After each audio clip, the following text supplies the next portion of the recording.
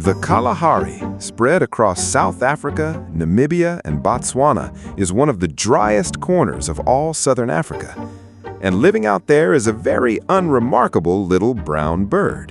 It weighs under 30 grams, lighter than a single egg, with a small black patch under its chin and a row of scallop shell markings running down its back. If you passed it by the roadside, you probably wouldn't give it a second glance. And yet this tiny bird builds the largest bird structure in the entire world. It's called the sociable weaver, scientific name Philetairus Socius, and that name right there is our first clue. Philetairus is Greek, love plus companion. Socius is Latin for companion, but the whole name together, and word for word, it means the companion-loving companion bird. Back in 1790, an ornithologist named John Latham gave it that name. And in doing so, he wrote the bird's whole way of life straight into it, because this is a bird that lives hundreds together. Hi, I'm Dr. Gray Parrot, and welcome to the Animal Truth Lab. Today we're not talking about an animal's body. Today we're here to inspect a house, and it's the largest birdhouse in the entire world. Come on, I'll walk you through it, one item at a time. Let's start with size, or none of this will land. This bird's nest is not the little branch-perched, bowl-sized thing you're picturing. It's a huge mass, like a giant haystack, pressed down over a whole tree, often smothering the entire crown. How big are we talking? The figure you'll hear thrown around is up to 6 meters across, about as wide as a classroom, and in weight, close to a full ton. And a ton is about the weight of a small car.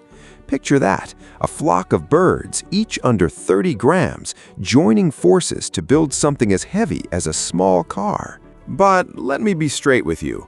A ton, 6 meters, 500 birds living inside, those are the biggest ever numbers people love to quote, and yes, they sound fantastic. But the more careful studies, the ones that actually went and counted, found this. A great nest like this averages around 42 rooms. The smaller ones have a dozen or so. The biggest can reach 250. But whether it's 42 rooms or 250, the point is the same. This is not a nest. This is a whole apartment block. Right. First item on the inspection sheet, the residence. A building this size, hundreds of birds inside, and you might be thinking, this has to be one giant family, right? Like bees, like termites. Hundreds of them are really just one family, one single supergroup, all living for the same shared goal. Nope. And this is exactly the most interesting thing about the sociable weaver, and the thing people get most wrong. The truth is, under this one roof live 100+ separate households, each one keeping to itself. They share one big grass roof, sure, but under that roof, the space is partitioned by dry grass into room after separate private room, and each pair of birds has its own room, its own door, and raises its own chicks. One roof, 100 different deeds of ownership. They're not one big family, they're 100 little families sharing the same building. And when those little families raise their young, they've even got helpers. Nearly every pair of parents will have a few helpers pitching in, helping feed, helping watch over the nest. And these helpers are often the grown-up sons from earlier broods, plus other relatives. The older brothers and sisters grow up and don't leave. They stay to help mom and dad raise the little ones. Biologists call this cooperative breeding. So if you ask me, is this nest one household or 100? The answer is 100, and every single one of them brings its own relatives along. Hold on to that question, by the way. It's going to come back. Second item, materials and method. How is this thing built? The division of labor is actually crystal clear. The topmost, thickest branches form the roof. That's what fends off the sun and the rain. Below the roof, they use great masses of dry grass to wall off the rooms one by one. And inside each room, they line it with soft plant fiber, feathers, and down, like making up a bed.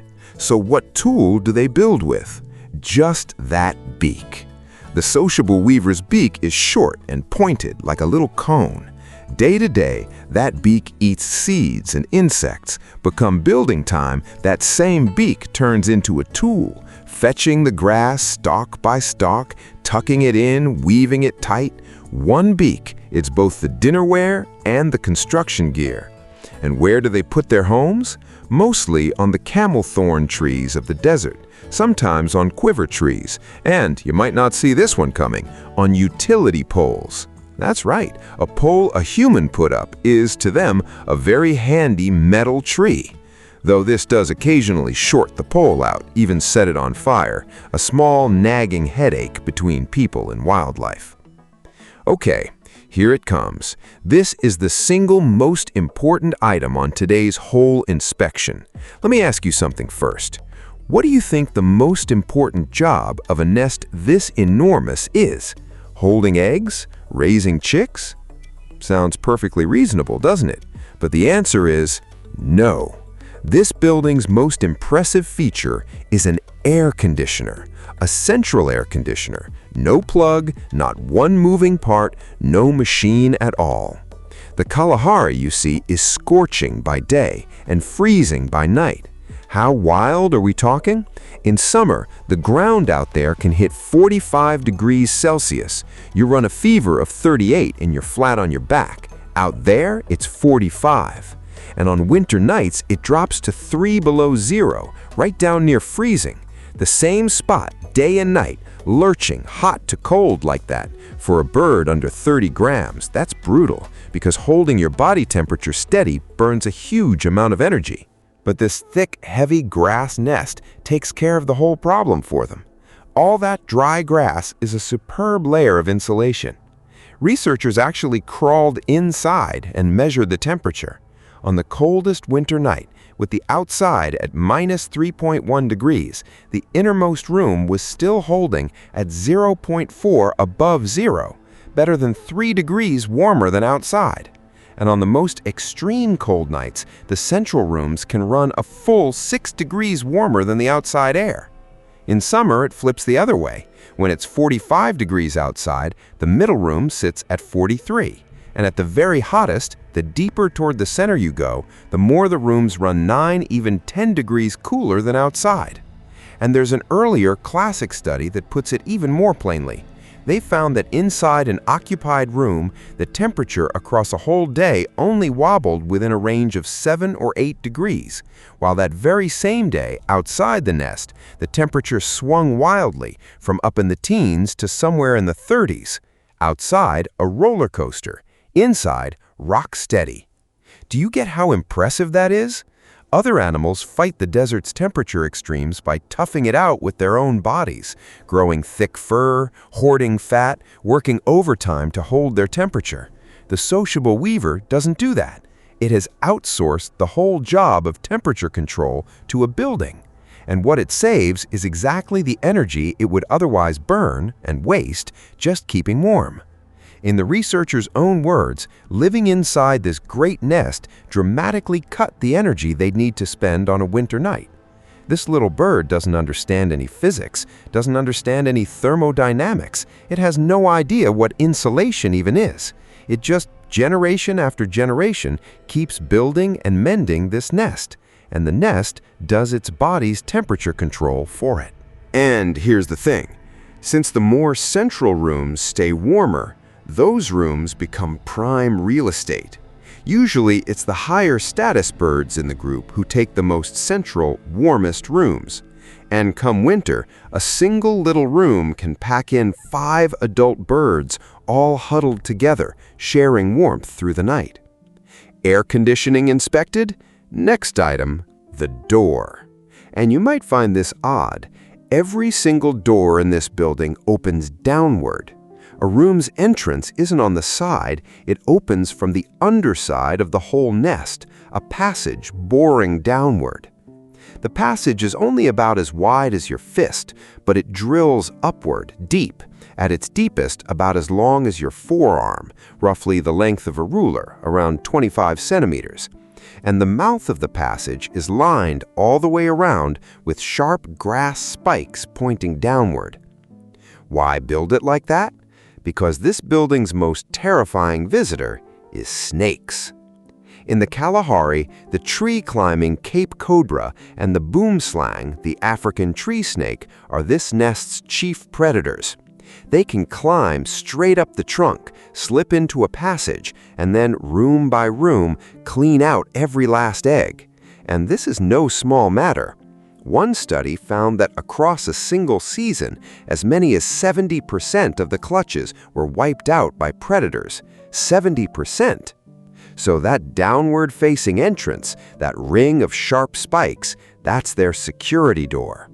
The door is at the bottom, opening downward. A snake that wants in has to climb up backwards against a ring of spikes. Not so easy. This is a whole building's home security system, and it's built out of grass. Let me add one more thing here so you'll respect them even more. Whether sociable weavers breed at all comes down entirely to the rain. When the rain arrives, they seize the moment and breed like mad. In a drought year, they'll just skip the whole season and stay alive first. And when they do breed, a clutch is usually 2 to 4 eggs, and they lay just 1 a day. Now think about that. At a slow, careful pace like that, the eggs they worked so hard to lay get cleaned out by a snake over and over, whole nest at a time. How heartbreaking is that? But they don't just give up. There's a record of one pair faced with raid after raid after raid, re-nesting 9 times in a single season. 9! Think about that kind of grit. By this point in the inspection, I figured the tenant list would be simple. 100 weaver households, done. But once I actually took a head count, I found this building is home to a whole lot more than just weavers. Let me start with the most remarkable tenant of all, the African pygmy falcon. It's one of the smallest birds of prey in all of Africa, a tiny little hawk. And here's the amazing part. Across southern Africa, this little raptor lives almost exclusively inside sociable weaver nests. It roosts here, it breeds here, and it hardly ever lives anywhere else. It's basically the building's long-term tenant, the kind that simply must rent this one particular building. Of course, being the landlord costs you something now and then. This raptor tenant will, on occasion, help itself to a weaver chick. The landlord-tenant relationship can be that delicate. Beyond the pygmy falcon, there are lovebirds and several kinds of finch that come to sublet the empty, unoccupied rooms, roosting there or laying their eggs. Up on the top floor, sometimes larger owls and raptors set up and build right on top. Even the very bottom of the nest is home to a Kalahari tree skink. And this skink is cleverer still. It understands the weaver's alarm call. When the weavers spot a pygmy falcon closing in, they cry out an alarm, and this skink has learned to eavesdrop on that alarm. The moment it hears the birds shrieking, it knows the little raptor that eats skinks is on its way, and it dives for cover. A whole building's alarm system, borrowed for free by a downstairs tenant. Even the droppings that fall from the nest get collected and put to use by dung beetles. This building, from its roof right down to the ground, has even its waste feeding other life. So out in the bone-dry desert, this one tree with its great nest hanging in it becomes a bustling little community. Researchers went and made the comparison, a tree with a big nest versus the bare trees nearby with none, and around the nest tree there were roughly 50% more insects, about 15% more kinds of species, and nearly twice as many reptiles.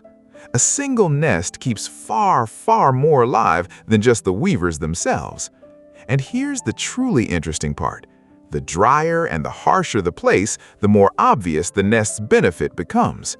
In the hardest place to survive, this building becomes all the more a life-saving refuge. All right, the last item on the inspection, and the one that surprised me most, the age of the building. Ordinary birds rebuild their nest every year. This season's done, it breaks, it falls, and next year they build a fresh one from instinct. But the sociable weaver's great nest doesn't work like that. Generation after generation, they live in the same nest, endlessly patching it, adding on, keeping it up.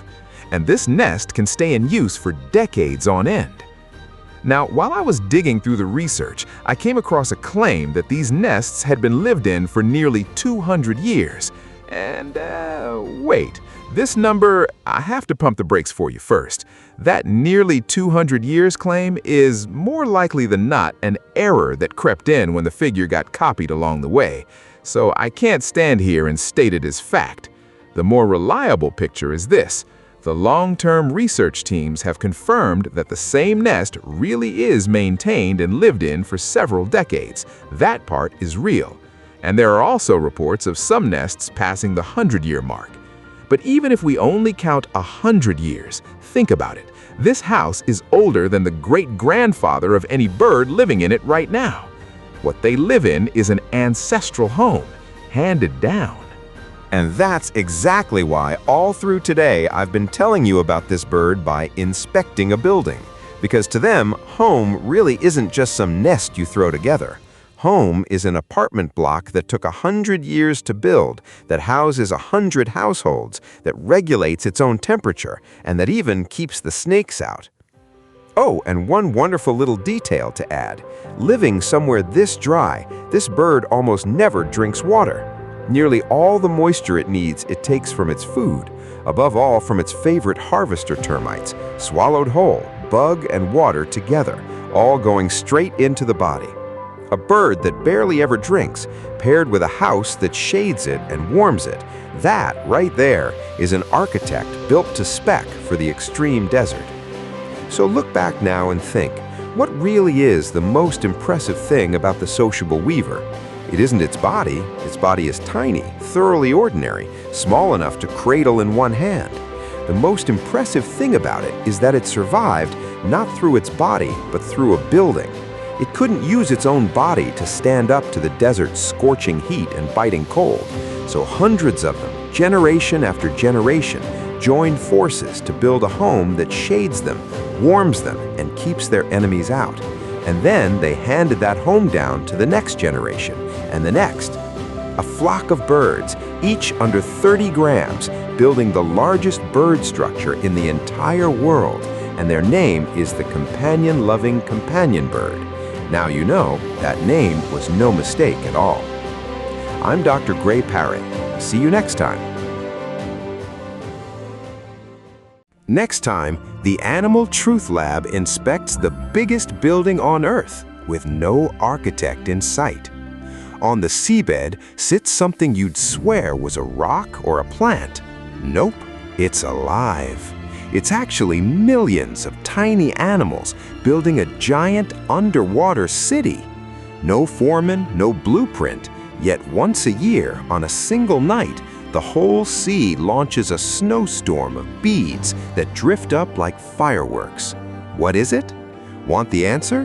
Hit like, subscribe so you don't miss it, and share it with your best friend. I'm Dr. Gray Parrot. Thanks for coming to the Animal Truth Lab. See you next time. Bye-bye.